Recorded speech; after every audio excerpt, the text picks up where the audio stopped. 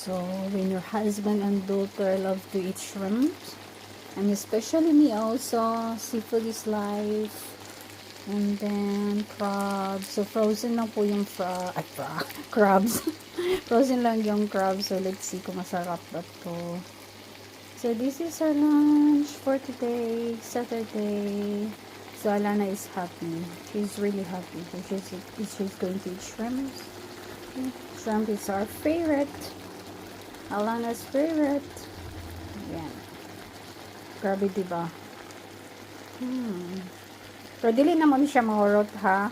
Marot naman ni siya kuan pa. Makaon pa naman ni siya unyang gabi. And I think the crabs is already cooked. Luto na siya. So, palungon na nato. So, shrimps na lang. Pero hapit na po ang shrimps. Outside. It's hot. It's hot? Mm-hmm.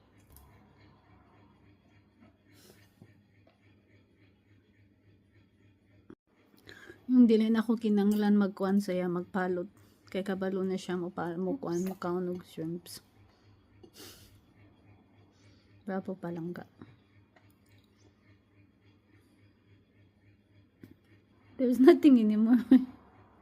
Wow, you really put them in your mouth. It's so big. Dulaw sa do. You really like shrimp, huh?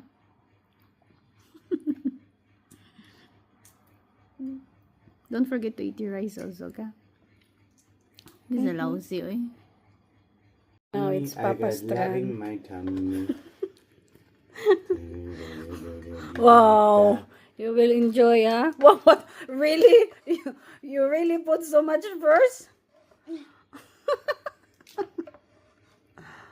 Ay, Yummy, may yummy, tupalangga. yummy. You don't know how. You know, it's so nice to eat like this, you know?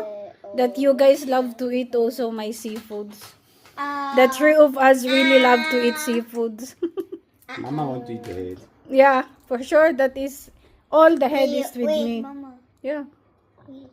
What? That's my friend. that's really crazy.